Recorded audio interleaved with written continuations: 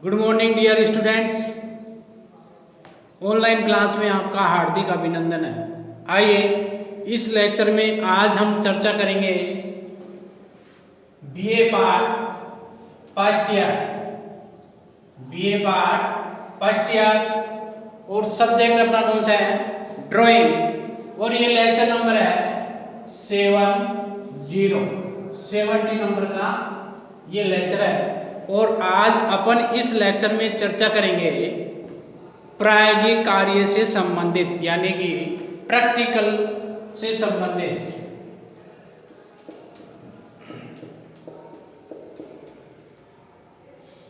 प्रायोगिक कार्य, और इस प्रायोगिक कार्य में अपन आज चित्र बनाना सीखेंगे, चित्र बनाएंगे। तो देखिए आज प्रारंभ करेंगे अपन ज्यामितीय चित्रण। कौन सा? ज्यामितीय चित्रण।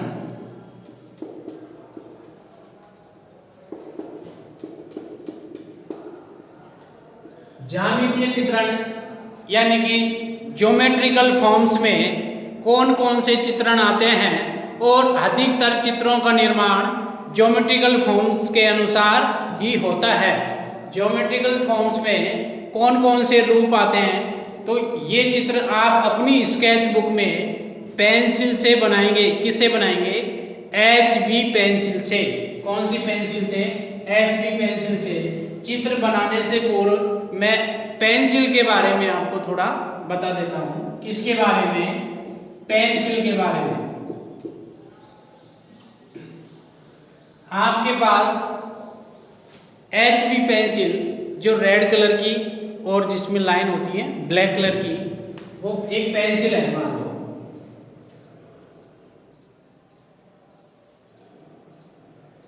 इस तरीके से ये आपके पास एक क्या है, पेंसिल है,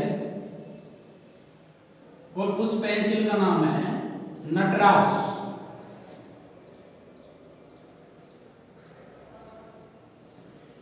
आपके पास इस प्रकार से एक पेंसिल है, और ये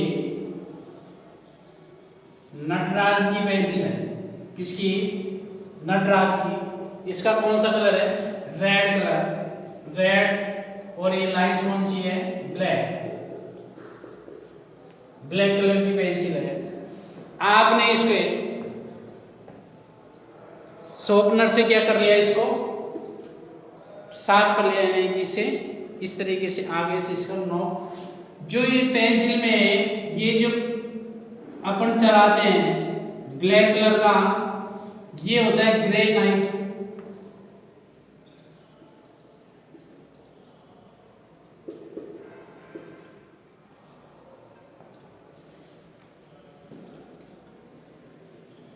ग्रेफाइट।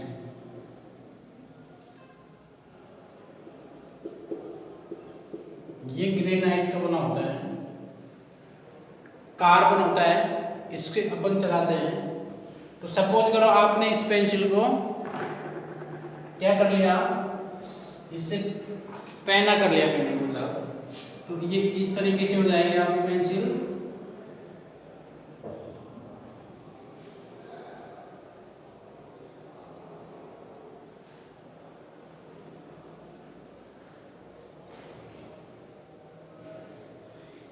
ये आपकी पेंसिल है, और इस पेंसिल का नाम है HB। यहां लिखा होगा इसमें H और B। आपने कभी सोचा है इस HB का मतलब क्या होता है? तो देखिए इस HB का मतलब होता है, H का मतलब होता है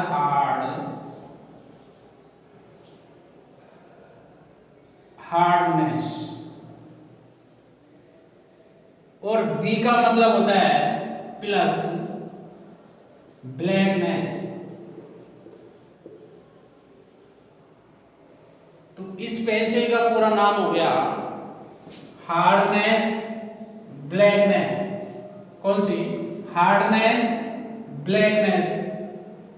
ये एक बेसिक नॉलेज है, बेसिक जानकारी है जो विद्यार्थियों को मालूम ही नहीं होता इसके बारे में। कभी कभी एग्जामिनर यानी जो प्रैक्टिकल ड्राइंग सब्जेक्ट में प्रैक्टिकल है तो प्रैक्टिकल लेने आते हैं तो वो HB पेंसिल के बारे में पूछ लेते हैं विद्यार्थियों से कि चलो बताइए ये HB पेंसिल है तो इस HB पेंसिल की फुल फॉर्म क्या है। तो इसकी फुल फॉर्म हो जाएगी हार्डनेस ब्लैकनेस। कौन सी? Hardness blackness. ये क्वेश्चन एक बार एग्जाम में भी आया था कि HB पेंसिल का पूरा नाम बताइए या फिर HB पेंसिल की फुल फॉर्म क्या होगी। तो ज्यादातर बच्चों ने गलत कर दिया था। तो इसका पूरा नाम है हार्डनेस ब्लैकनेस। हार्डनेस यानी कि ये पेंसिल चलाने में बहुत हार्ड भी है और क्या है ब्लैक यानी काली भी है, ब्लैक चलती है ना इसलिए। तो ये हार्डनेस और ब्लैकनेस हो जाएगा। तो अब किसी भी चित्र को अपन ड्रॉ करते हैं तो उसमें सबसे पहले अपन को HB पेंसिल का ही यूज करना चाहिए। यानी कि कोई भी रेखांकन या स्केच बनाने के लिए हमें HB पेंसिल का ही प्रयोग करना चाहिए। HB के बाद में जैसे कि 2B आती है। कौन सी पेंसिल? 2B pencil.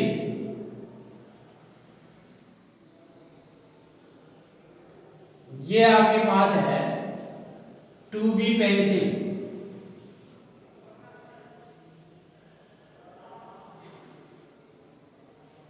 और यहां लिखा होगा 2B।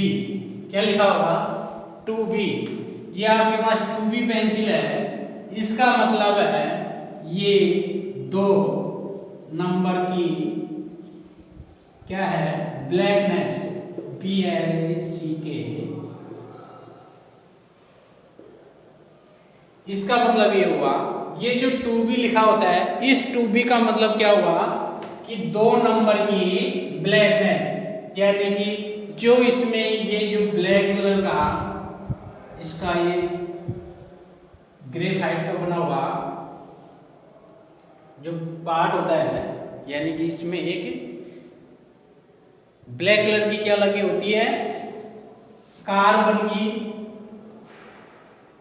एक कंटिन्यू इस प्रकार से लाइन होती है। तो ये क्या 2 नंबर की चलेगी। कौन सी? 2 नंबर की।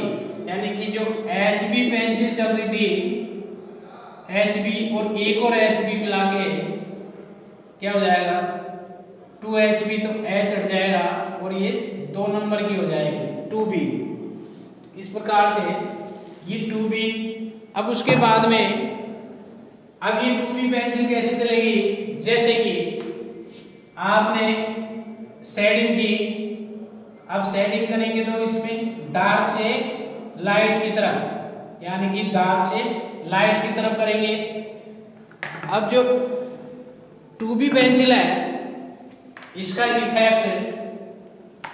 इफेक्ट होगा जैसे कि ये इतनी मोटी लाइन चलेगी इसकी। उसके बाद में नेक्स्ट अपन बात करेंगे 2B के बाद में जैसे 3B 4B या 6B मान लो 6B। तो 6B तो यहाँ आ जाएगा 6 नंबर की ब्लैकनेस। कौन से नंबर की? 6 नंबर की ब्लैकनेस। आप 2B पेंसिल ये लाइन चलाई अपने 2B की। उसके बाद में यदि 4B की लाइन खींचेंगे तो इससे थोड़ा सा डबल हो जाएगी। वो क्या हो जाएगी? डबल हो जाएगी। इस प्रकार से वो गहरी भी चलेगी और क्या चलेगी मोटी भी चलेगी। वो गहरी भी होगी और मोटी भी होगी यानी कि फैटनेस ज्यादा होगा उसका, मोटाई ज्यादा होगी। उसके बाद में जैसे कि अपन ने 6B ली 6B यानी कि ये 6 नंबर की ब्लैकनेस। तो 6 नंबर की जो ब्लैकनेस पेंसिल है वो इस प्रकार से क्या हो जाएगी डार्क हो जाएगी और लगभग इतनी मोटी वो पेंसिल चलेगी।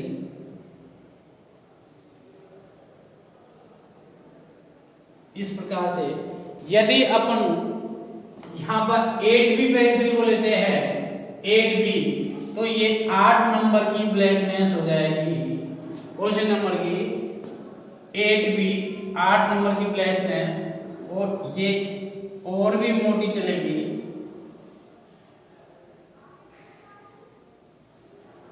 इस प्रकार से इसकी मोटाई और इसकी ब्लैकनेस बढ़ती हुई जाएगी।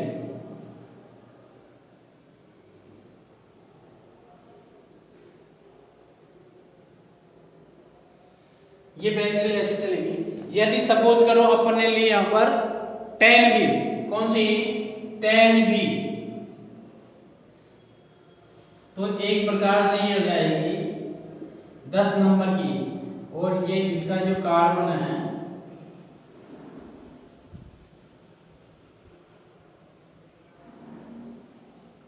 ये इतना मोटा हो जाएगा।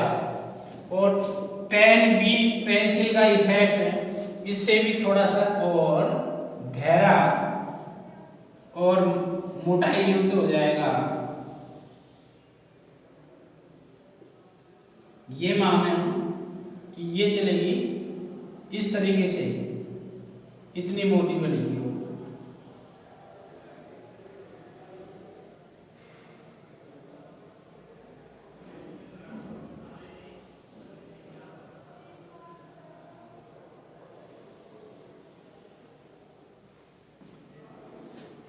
दोबारा से सुनो, अपन ने पहले 2B पेंसिल को चलाया, वो इतनी साइज में चली, मतलब इतनी ब्लैकनेस और इतनी मोटाई। उसके बाद में अपन ने जैसे कि 4B ली, उससे वो थोड़ा सा डबल हो गई। फिर लिया अपने 6B, 8B और 10B। 10B पेंसिल सबसे ज़्यादा डार्क चलेगी और मोटाई उसकी ज़्यादा होगी, यानी कि यदि अपन उससे लाइन खींचेंगे तो इस प्रकार से उसे मोटी लाइन खींचेगी। यदि 2B से खींचेंगे तो उसे एक पतली सी लाइन खींचेगी, और वो 2 नंबर की ब्लैकनेस होगी। उसमें कितने नंबर की? 2 नंबर की ब्लैकनेस होगी। अब देखिए, किसी भी चित्र को बनाने के लिए उसमें सबसे पहले उसका रेखांकन बनाते हैं, यानी कि उसका स्केच तैयार करते हैं। स्केच तैयार करने के लिए हमें HB पेंसिल का उपयोग करना चाहिए। कौन सी पेंसिल का? HB पेंसिल का उपयोग करना चाहिए, क्योंकि HB पेंसिल का उपयोग करने से ये पेंसिल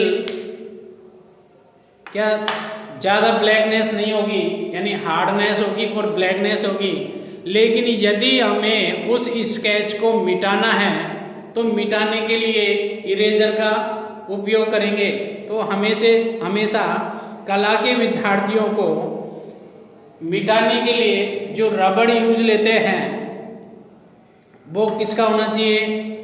नॉन डस्ट कंपनी का होना चाहिए। कौन सी कंपनी का? नॉन डस्ट कंपनी का।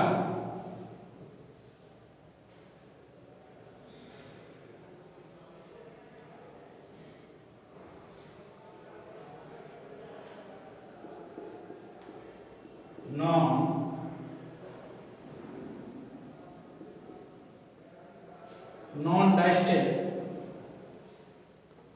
ये जो रबड़ होता है ये सॉफ्ट आता है और एकदम क्लीन मिटाता है, यानी कि बिल्कुल क्लियर कर देता है। मार्केट में ये 3 रुपए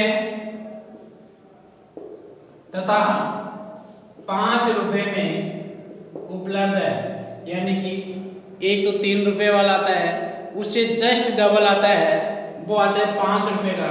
सपोज करो ये 3 रुपए वाला है, तो वो जो 5 वाला आएगा वो इसका जस्ट डबल आएगा।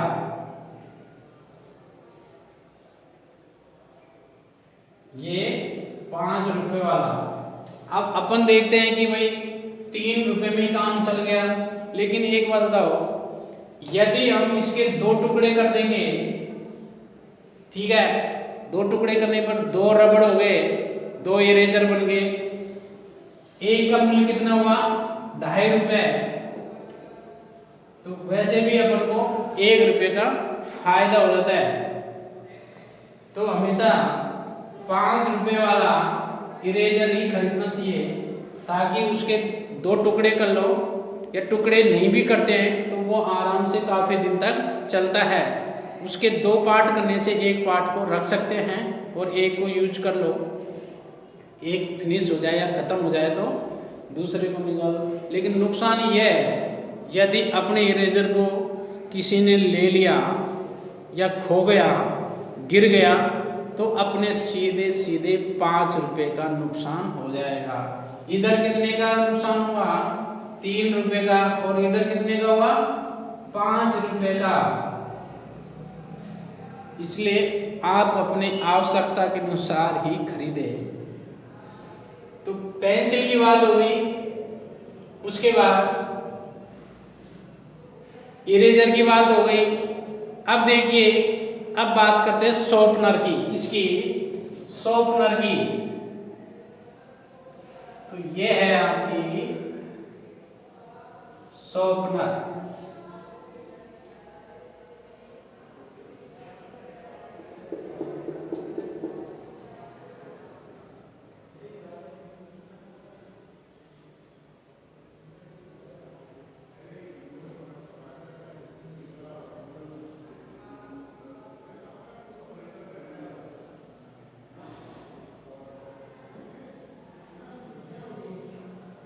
ये आपकी शॉर्पनर है और ये भी नटराज की शॉर्पनर है। आपको सही नहीं दिख रही होगी, इसलिए मैं इसको वापस से बना देता हूँ।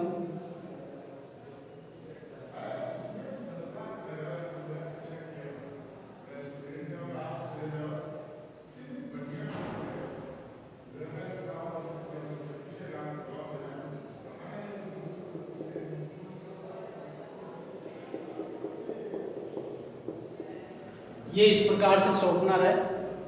यहाँ से अपन क्या करते हैं, पेंसिल को शार्प करते हैं, यानी कि इसे छीलते हैं।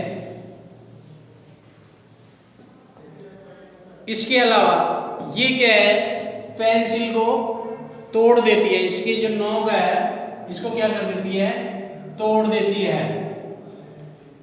टुकड़े हो जाते हैं इसके कभी कभी।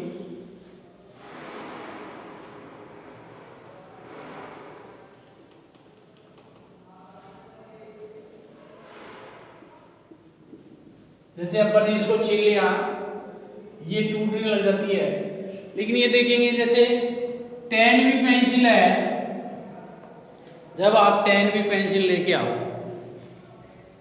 ये क्या होता है, ये पेंसिल क्रैक हो जाती है। 10B क्या हो जाती है, बीच बीच में से ऐसे टूट जाती है। अपन इसको छीलेंगे, छीलने के बाद में फिर ये टूट गई, फिर वापस से छीला, फिर टूट गई, फिर छीला, फिर टूट गई। कहने का मतलब कभी भी देख लेना, आप 10B पेंसिल को आप इस कटर से या शॉर्पनर से छीलेंगे तो आप पूरी पेंसिल जो एक ही दिन में उसको छीलते छीलते नष्ट कर सकते हो, यानी कि वो पूरी की पूरी आपकी खराब हो जाएगी। इसलिए 10B, 8B, 4B, 2B, यानी कि जहाँ पर B लगा हो ब्लैकनेस, उन पेंसिलों को पेपर कटर से, एक आता है पेपर कटर 10 रुपये का आता है नटराज कंपनी का, उस पेपर कटर से छीलना चाहिए। या 5 रुपये का भी एक आता है, उसकी कोई कंपनी शायद नहीं होती। तो आपको पेपर कटर है वो किस प्रकार से बना होता है, देखिए।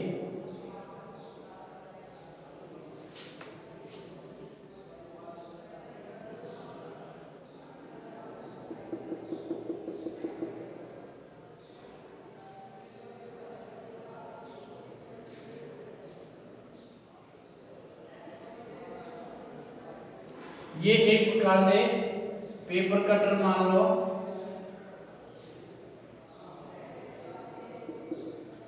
तो इस वाले पार्ट से इसे छीला जाता है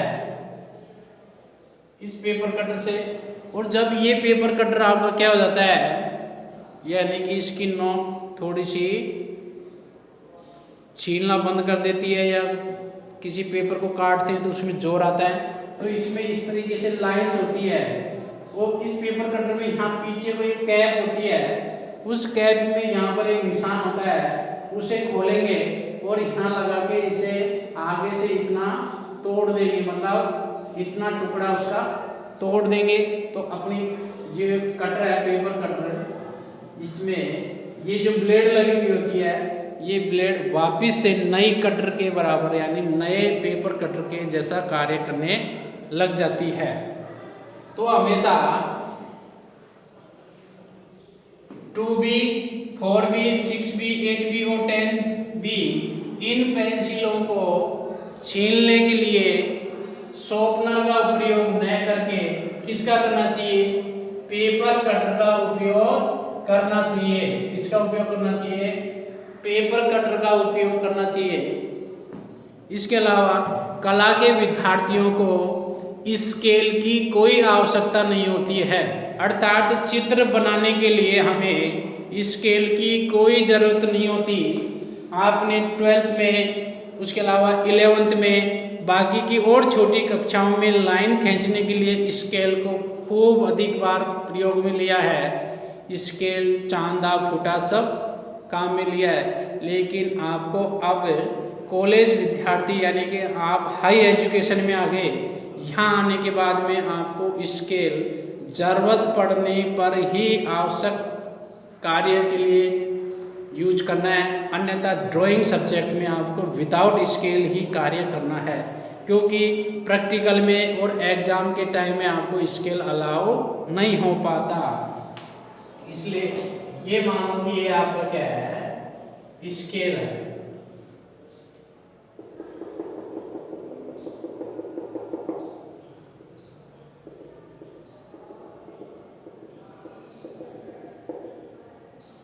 ये आपका क्या है? स्केल है। अब देखिए स्केल से अब अपन क्यों हेल्प लेते हैं? स्केल से हेल्प लेते हैं कि एकदम लाइन सीधी की सीधी आ जाए, बिल्कुल परफेक्ट है। और इसलिए भी लेते हैं कि अपन जब स्वतंत्र रूप से कोई लाइन खींचे तो वो लाइन अपनी क्या हो जाती है? टेढ़ी मेढ़ी हो जाती है। यदि कोई अपन से कहे कि यहाँ से लेकर यहाँ तक एक सीधी लाइन खींचो, अब अपन को पता है यदि कोई हमें स्केल हाथ में दे देगा तो अपन उस स्केल को यहाँ लगाएंगे और एकदम सीधी लाइन खींच देंगे कॉन्फिडेंस के साथ में। लेकिन अपन को कोई स्केल के लिए मना कर दे कि आपको स्केल यूज नहीं करना है और एकदम सीधी लाइन खींचनी है, तो लाइन खींचने से पूर्व ही अपना कॉन्फिडेंस कमज़ोर हो जाएगा।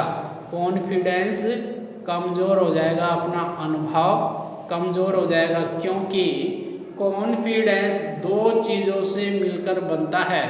वो कौन कौन सी चीज़ है? एक तो है नॉलेज। कौन सी? नॉलेज। और दूसरी चीज़ है कंटिन्यूटी, यानी कि किसी भी कार्य को करने के लिए कंटिन्यूटी जो प्रयास होता है, अभ्यास। एक तो जानकारी और एक अभ्यास, ये दोनों चीज़ें मिलकर कॉन्फिडेंस बनाती है। क्या बनाती है? आत्मविश्वास बनाती है। यदि आपके पास में किसी चीज़ के बारे में नॉलेज नहीं है और उसमें अभ्यास नहीं है तो आप उस चीज़ के बारे में नहीं बता सकते हैं। यदि आपने सोच लिया कि मैं उस चीज़ के बारे में बता सकता हूँ और आप उसमें सत्य की जगह असत्य बातें बता रहे हैं, लेकिन वो ज़्यादा देर तक टिक नहीं पाएगी और आपकी असत्य यानी कि आपकी झूठी बातें पकड़ में आ जाएगी। इसलिए किसी भी बात को जब अपन कहते हैं तो उसमें अपना पूर्ण कॉन्फिडेंस होना चाहिए, उसमें साक्षात तथ्य होने चाहिए जिनको अपन सबूत के रूप में किसी को बता सके। जब अपन छोटी क्लासों में थे तो अपन कभी कभी झूठ बोलते थे और झूठ ऐसे बोलते थे मन गढ़ंत झूठ, और अपन सोचते किसी को पता नहीं चलेगा, लेकिन अंत में एन कैन प्रकरण उस चीज़ का पता चल ही जाता था। क्यों चल जाता था? क्योंकि उस चीज़ में अपना कॉन्फिडेंस वीक रहता था। तो चलिए अब देखिए बिना स्केल सीधी लाइन कैसे आएगी। अब मैं आपको बता देता हूँ, ये कोई किताबों में नहीं मिलेगी ये बातें, ये मैं बेसिक जानकारी आपको दे रहा हूँ, क्योंकि ये सब बेसिक जानकारी आपको कहीं भी किताबों में नहीं मिलने वाली और ये बेसिक नॉलेज बार बार नहीं बताई जाती। इसलिए आप इस बेसिक नॉलेज का जो लेक्चर है आज का, इसको केवल एक बार देखेंगे, 2 बार देखेंगे, फिर आप भी इसको बार बार नहीं देखेंगे, इसलिए आप इन बेसिक नॉलेजों को ध्यान में रखेंगे। जैसे आप सीधी लाइन खींच रहे हो, मिटा देता हूं मैं इनको।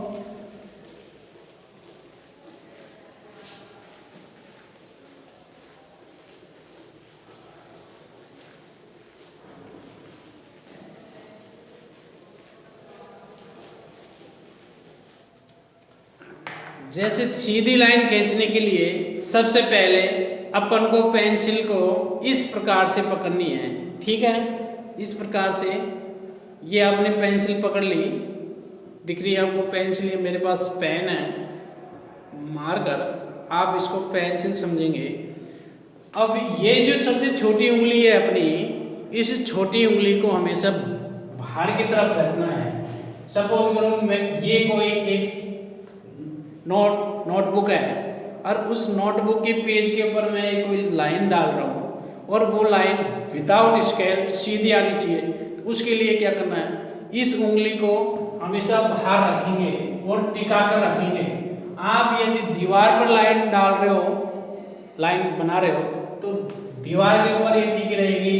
पेपर के ऊपर लाइन खींच रहे हो तो पेपर के ऊपर, यदि अब मैं बोर्ड के ऊपर, इस व्हाइट बोर्ड के ऊपर लाइन खींच रहा हूं तो मेरी ये उंगली टिकी रहेगी। टिकी रहने के बाद में अपन को इस प्रकार से सीधे सीधे चलना है। इस प्रकार से सीधी लाइन डालनी है, लेकिन कहां से लेकर कहां तक लाइन खींचनी है इस बात का भी विशेष ध्यान होता है। यानी इस बिंदु से और इस बिंदु तक, दोबारा देखो, जैसे इस बिंदु से और इस बिंदु तक अपन को लाइन खींचनी है, तो सबसे पहले ये देख लो कि मुझे लाइन कहां से कहां तक खींचनी है। यहां से लेकर यहां तक लाइन खींचनी है, तो पहले इस बिंदु को और फिर इस बिंदु को देखो और लाइन यहां से स्टार्ट करो, और करते करते उस बिंदु को भी क्या करेंगे, देखते रहेंगे, और यहाँ पे आकर आपकी लाइन खत्म हो जाएगी। जितनी धीरे लाइन खींचेंगे उतनी आपकी टेढ़ी मेढ़ी होगी, और लाइन यदि आपने तेरह में खींची तो आपकी लाइन एकदम सीधी सीधी आ जाएगी। इस प्रकार से आप इसका अभ्यास करेंगे। लाइन के बाद में नेक्स्ट लेक्चर में अपन चर्चा करेंगे कुछ आकृतियों की, कुछ फॉर्म्स की, अर्थात कुछ ज्योमेट्रिकल फॉर्म